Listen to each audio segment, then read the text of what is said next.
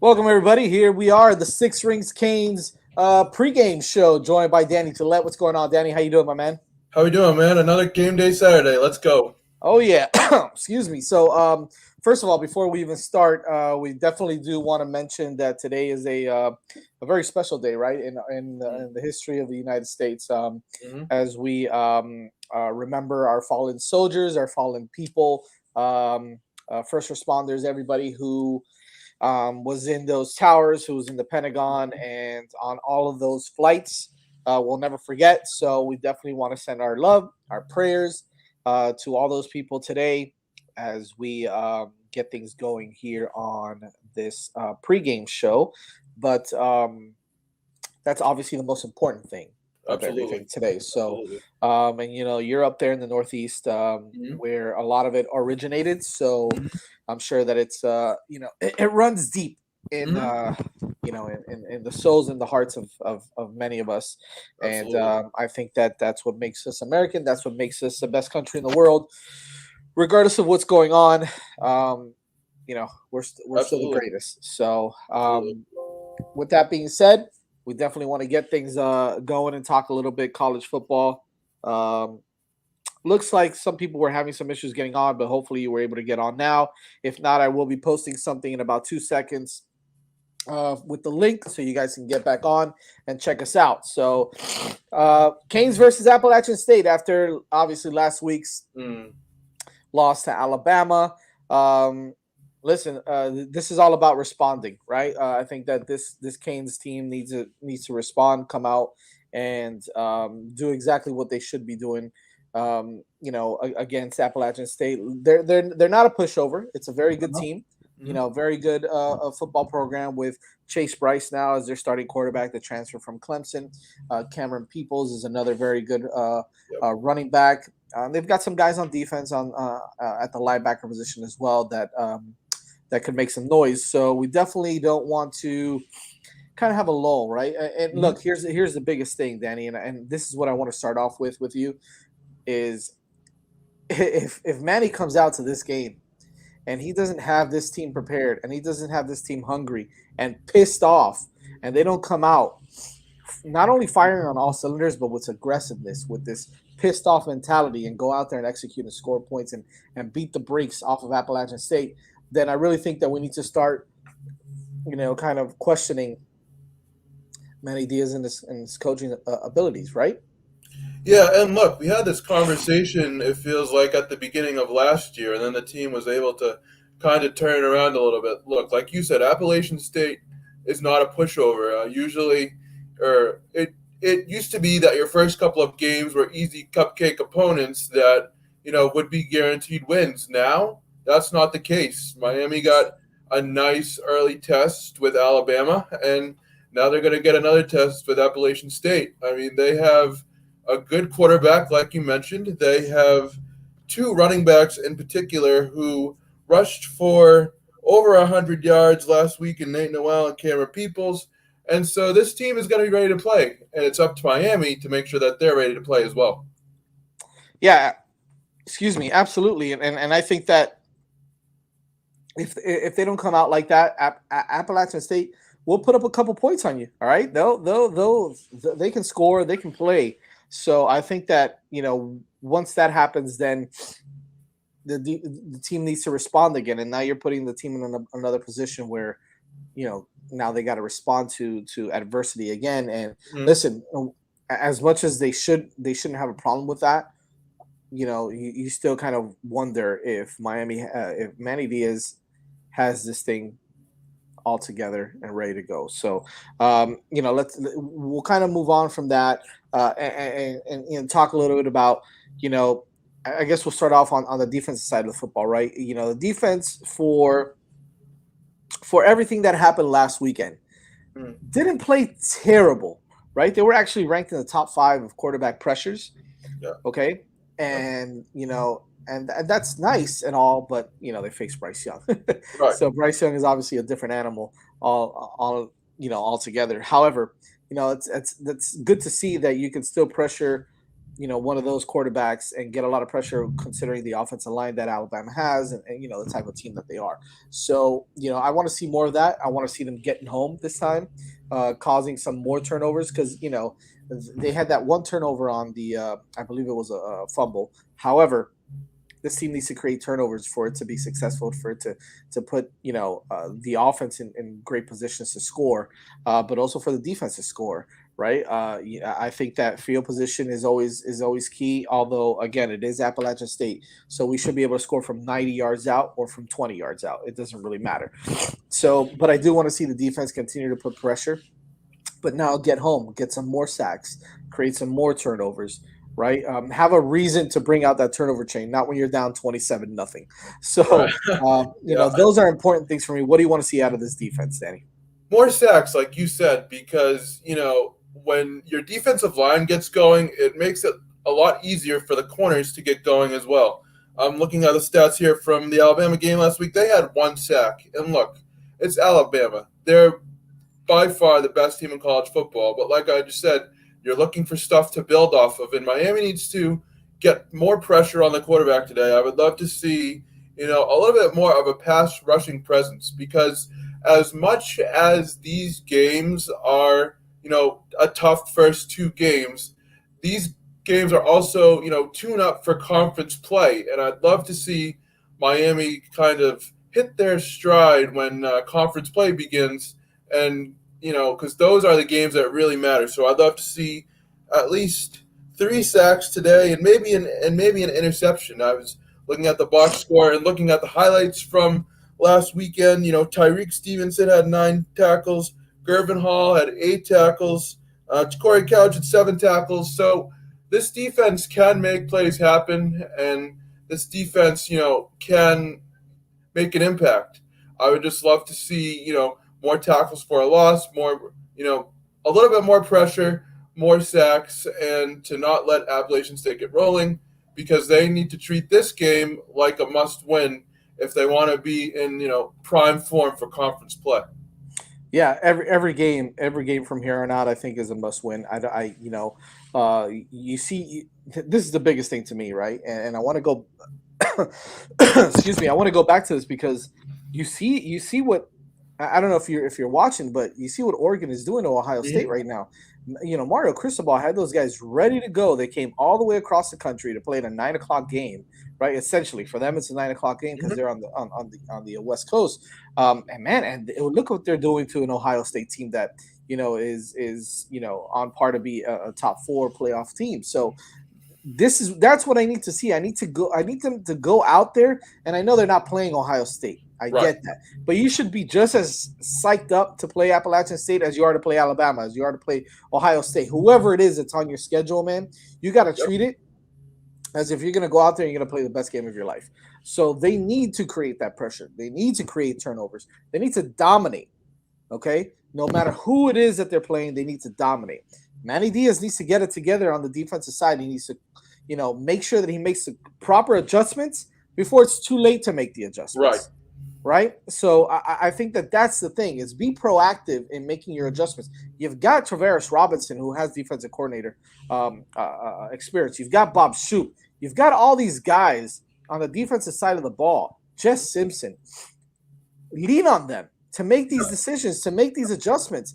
These guys are not slouches. Okay. So I don't know if he's not leaning on them or if he's just kind of has this thing where, he wants to make all the calls. He doesn't want to rely. You need to, man. That's why they're there. That's why you paid them the money to come in and coach this defense with you.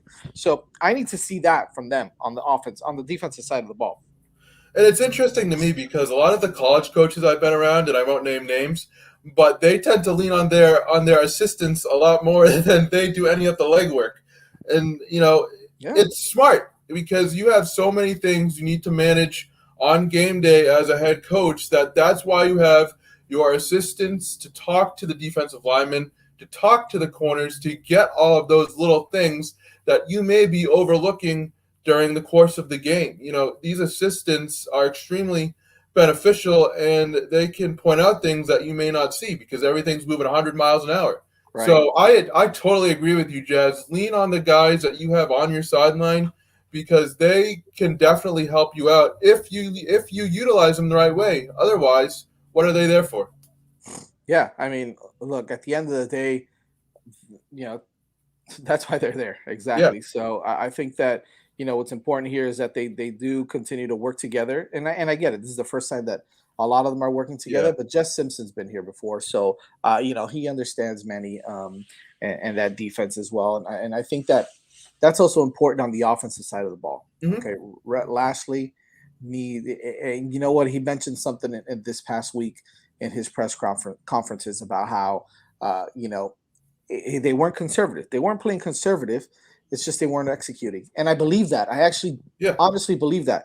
I don't think that it was a matter of play calling. While maybe some plays, yes. hmm Okay, that fourth down when you were on the goal line, starting off the third quarter, I hmm think that could have been better. It could have been better executed, but it could have been better called as well. So for me, again, you got to lean on Eric Hick. Well, here's the thing, though, right? Like, word is that Eric Hickson has a little bit of favoritism for Cam Harris over Don Chaney. I think that's a load of crap. I don't know how true it is or not, but the point is, if you have a game plan set up where you're going to give this guy a certain amount of touches, or you're going to have him be a part of it, and then you don't do that, yeah. then you can't blame anybody else but yourself for not having him in the game where maybe he could have broken a big play, maybe he could have scored a big touchdown, maybe he could have gotten that extra yard, whatever the case is.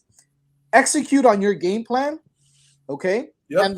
And then if you execute on your game plan, then it's up to the players to execute on the field. Bottom And line.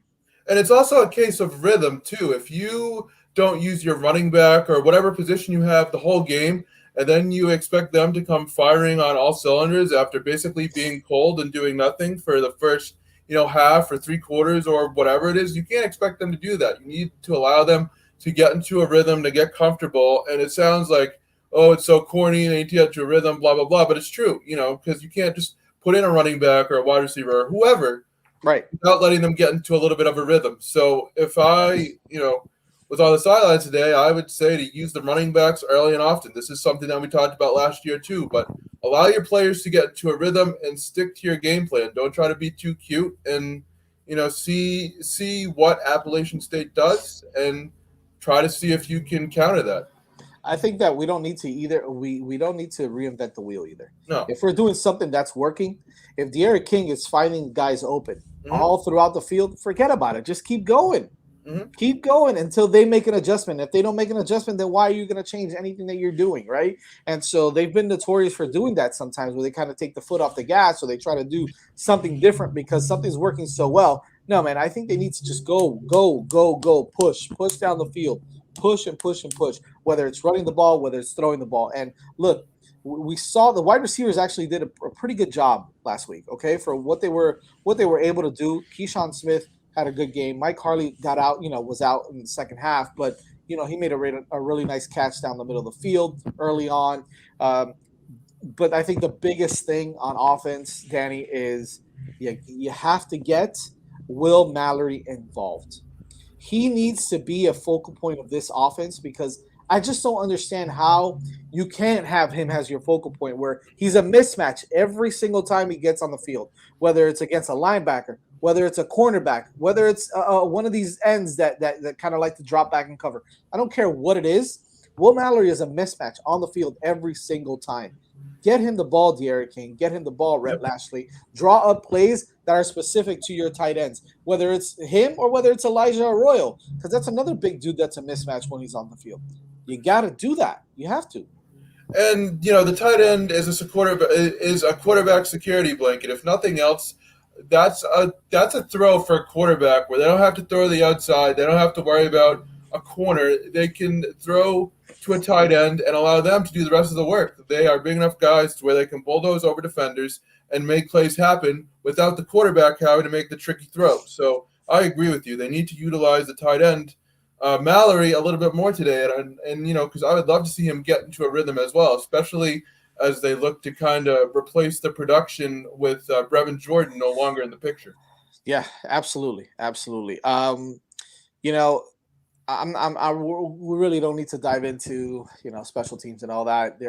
They're obviously very good, so I'm not too concerned about that. But I really think that um, at the end of the day, we just need to come out and we need to have kind of that attitude where we're not going to let this happen again. We're not going to be pushovers. We want everybody to fear us. And right Mm. now, nobody fears you, not even Appalachian State. Okay, you've got people out there. You've got experts. Wait, where am I? There we go. Experts, okay, that have Appalachian State winning this game.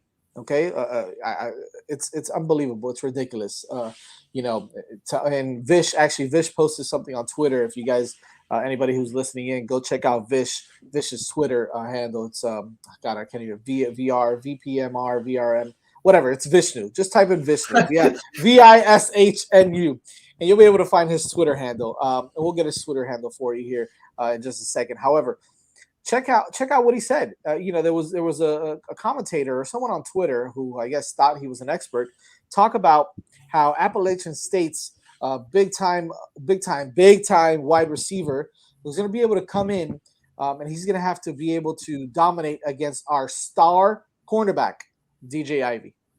So tell me how much you haven't seen Miami football without telling me you haven't seen Miami football. Because if you're sitting there thinking that our star cornerback is DJ Ivy, number one, then I've got beachfront property to sell you in Idaho. Okay, so that it's just ridiculous to me how all these people that think that they're experts out there, just so they can get their likes and just so they can get something out there, are gonna post ridiculous crap like this, saying that their big time 6'3" wide receiver has to match up against our star cornerback, and that he's going to dominate our star cornerback DJ Ivy. Well, he's probably going to dominate DJ Ivy because he ain't our star cornerback. Okay, so let's be real here. I don't want to listen. Put it this way: I don't listen to what they say, but it pisses me off because you have so many people out there that don't know what the hell they're talking about, right? But Yeah. still, at the end of the day, the fact that someone is actually thinking that Appalachian State can beat Miami is a concern, man. You need to, everybody needs to come out there and be like, okay, Miami's going to go ahead and roll over, Appalachian State. Bottom line. Yeah, and you think about last weekend, and then where Miami has historically been in the past couple of seasons. And look, I'll be honest.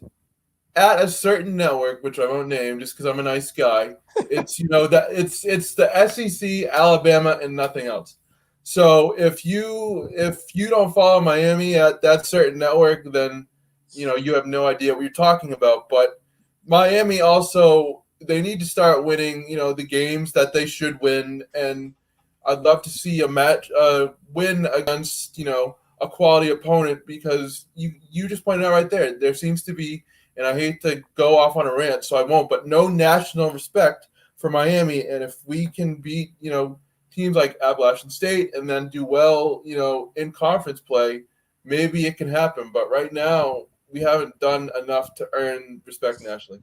No, we haven't. We haven't. Like, that's and you bring up a great point, Danny. It's not like I'm like, damn it, give us the respect we deserve. No, Yeah. it's the other way around. It's like, damn it, we need to start getting that respect back. Yep. Okay, and so, but it's going to take some time. It's not gonna happen with a big win against Appalachian State. It's not going to happen with a big win against Michigan State or Central Connecticut State. It's going to have to be, okay, Miami's back. There's, and I hate to say that, but Miami's back. Let me finish. Miami's back scoring points, dominating teams that they need to dominate, and then winning the games that are your UNCs and your Virginias and your Virginia Techs that every once in a while we decide that we're going to drop, or the Pitt game 2 years ago that we're just going to drop out of nowhere, where we don't come out prepared. We don't come out, firing on all cylinders and executing the way that we need to be. Okay, because the bottom line is that right now, a lot of people think, well, the ACC is just a bunch of teams bunched up that are about the same as far as talent level is concerned, right? Maybe aside from Clemson. Then again, you have the experts that think that UNC was going to be a playoff team this year and that they were going to beat Clemson in the ACC championship game. Well, we all saw what happened to them a couple weeks ago, right? Mhm. So think about this. Think about where we're at right now in the ACC, that we're bunched up with everybody else. And we know we have the talent. We know we're more talented than most of these teams, right? Just based off of recruiting. If we want to go by recruiting, we've got better talent than even UNC. Okay, we've got better talent than Virginia Tech, and so on and so forth. Don't play to that level. You got to play to the level that you know you're supposed to be playing to, right? Mike Harley, Charleston Rambo, Will Mallory. You've got your 5 stars. You've got Leonard Taylor now that Mhm. should get some playing time today. But you've got Nesta. You've got all these guys out Tyreek there. Stevenson at corner, Yeah, I didn't even mention Yeah. him. You've got all these guys. Okay, and you've got an O line that is 30 years old, basically. Okay, they're all back. Okay, they're Yeah. all a bunch of old guys over there that are experienced and have a ton of playing time. That doesn't necessarily mean it's a good thing, but they should be a lot better than they are. Okay, you got De'Aaron King, who's he's legitimately 24 years old, right? So like you've got all these players in the positions to be successful to dominate a lot of these teams, and right now everybody is still bunching you up with the rest of the ACC, and it's And it's unacceptable. and it's hard to have a team like Miami has right now due to the transfer portal and due to, things like that. When, like you just said, Miami has a ton of veterans on both sides of the football. This is a season where on paper they, have the talent to make everything come together and be successful. And, now it's all about just making sure that they're prepared. That has seemed to have been an issue in the early part of the season. I remember last year that this was an issue as well. Sometimes they didn't seem prepared. This is a good opportunity for Miami to really make some noise with how much veteran leadership they have. And I really, really hope they don't squander it, because it's hard to get this type of veteran roster in college football. Yeah, absolutely. You're absolutely right about that. So, and look, and at the end of the day, while I still say that we feel like we're bunched up with a lot of these guys in the ACC, look at what happened. Look at how many points Clemson put up against Georgia. I get it. Georgia is probably the only team right now that can match up with Alabama, but still, 3 points for a team like that with DJ at quarterback, Justin Ross at the outside. I mean, they've got some playmakers, and they didn't do anything, right? So really the ACC is up for grabs right now. Hmm. I'm going to put it out Yeah. there.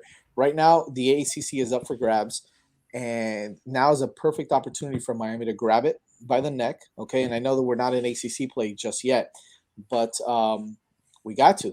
All right, now is an opportunity for them to get better. Okay, for them to start getting some confidence again back, and to score a lot of points, beat this Appalachian State team the way they're supposed to, and move forward and get ready for Michigan State again next weekend, and continue to win and continue to try to dominate these teams. And then we'll get into ACC play, like you said, and we're ready to go. Yeah, So yeah, definitely. The building blocks start today, and they started even in the loss against Alabama last week. I mean, these first couple of games are supposed to help prepare you for conference play, and Miami needs to have a good showing today, if nothing else, for peace of mind that they'll be ready for ACC play. Because aside from the Clemsons of the conference, there is a lot of clustering in the middle of the conference, and so Miami needs to pick up a win today and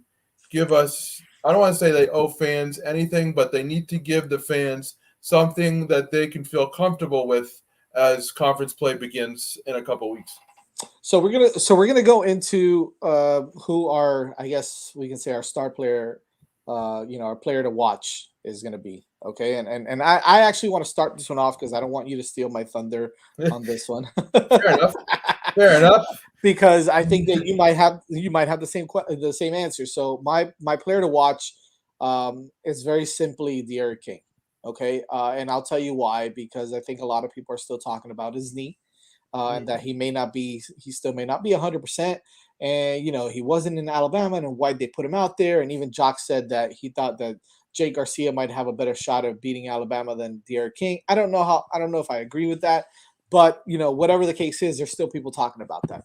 So I think that my guy to watch, my player to watch, or my star player of the game is going to have to be De'Aaron King. I think he's going to have a bounce back game. Although he didn't play terrible last game, Yeah. I just think he's going to have that superstar Heisman De'Aaron King game where he's going to have to go out there, throw for 4 touchdowns, throw for 3 touchdowns, run one in, and just completely dominate this Appalachian State team. The defense, throw it around, hand the ball off, and really show why he came back for his 17th year to play for the Hurricanes. I think that he's going to show out tonight, and I think that's the kind of guy that I really want to see kind of break out tonight again and get things going. My guy was Will Mallory, because we saw a little bit of production from the outside wide receivers last week, so I'm not terribly worried about them, and I'm not worried per se about Will Mallory either. But if Derek King, struggles or his injury keeps bothering him, like I said, the tight end is a security blanket. Mallory had 2 catches for 12 yards last week, and I get it. Alabama makes everybody look silly. But I'd love to see Mallory really have a big game today to kind of jumpstart the production at the tight end position, because I think that position is going to grow in importance as the season goes on. Yeah, that's a great one too. I like that one. I like it. Ramona K. Hi, Canes fans. Hi, Ramona. Thanks for joining in. I think I like Will Mallory also. On the defensive side of the football now, Danny. Who do you want to see kind of show out, or at least get some really good minutes and be productive? Honestly, he had a good game last week, but I'd love to see Tyreek Stevenson continue to play well. He had 9 tackles last week, and I just want to see, like we just talked about a little bit earlier, continuing to build and continuing good habits. I'd love to see him maybe get an interception or something like that today and really kind of continue his strong couple of games here, because I believe he's going to be a huge part of this defense, especially as conference play starts. So I can mention a few guys here, but Yeah, honestly, me too, honestly. honestly speaking, we could probably mention, I want to see James Williams play more. I want to see Cam Kitchens play more. I do, right? I want to see Leonard Taylor get in and get some playing time. But I think that for me, and it was tough. And this was a tough choice for me, because it was either Nesta Silvera or it was Keontre Smith. I'm leaning towards Keontre Smith because I think what we saw last week, again, like you said, Danny, right? Bama makes everybody look silly and makes them look mediocre. And we noticed that Keontre Smith had a hard time, covering guys out of the backfield, covering the tight end. But I just think that he needs to have a bounce back game and show us why he's that weak side linebacker, that starting weak side linebacker. I think that Corey Flagg had a great game. So, he had actually a very good game. So I want to see Keontre Smith bounce back, have a really, really good game this time, make some tackles, make some plays, cause some ruckus. And I think that if he does, I think that front seven is going to be much more productive and much better, because the other guys already played pretty well. Even Zach McLeod played well last week. Okay.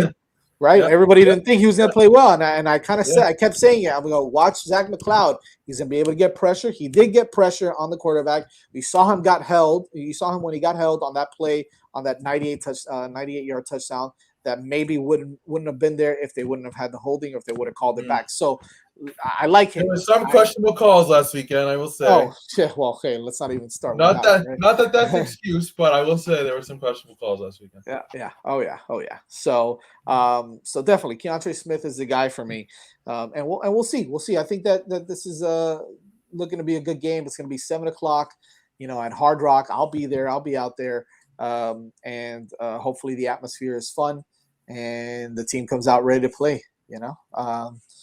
Danny, let's finish off with a prediction. What do you have for the game? Ooh. I'm going to say Appalachian State gives Miami a little bit of run for their money early, but Miami pulls away late, 28-17 Hurricanes. 28-17. I think Miami scores more than 28 this time around. I'm gonna go with the optimistic Homer Canes fan, and I'm gonna say all right. That's all right. And I'm gonna say Miami scores 41 points. Okay, so okay. Right. But listen, again, Appalachian State is no slouch, so I'm gonna go 41-20. Miami 41-20. I think that early on, first half, I can see, Appalachian State score 10, 17 Yeah. points. Miami be up maybe like 24-17 at the half, or 20 to Yeah. 17 up by a field goal. And then they just kind of take over in the second half a little bit. So we'll see. We'll see. But I think it should be a fun game. And I just don't think Miami loses this one either way. But I think They that better not. they need to come out. They need Yeah. to kick some ass, right, at the end of the day. Absolutely. So, Absolutely. Danny, thanks for doing this, man. I appreciate it. Oh, yeah, no Thanks for problem. everybody that listened on. Make sure you guys subscribe to the 5 Reasons Sports YouTube channel. Give us a thumbs up. Keep supporting us. We won't be back for post game because I'll be at the game. But if you guys want to throw something together, that's fine. I like that score, 38-24. All right, I'll take it, Ramona. I'll take it, 38-24. I'll take a Canes win, no matter what. Canes need to win. So thank you to everybody for joining us again, and we'll talk to you guys this week sometime. Go Canes. Absolutely. Go Canes.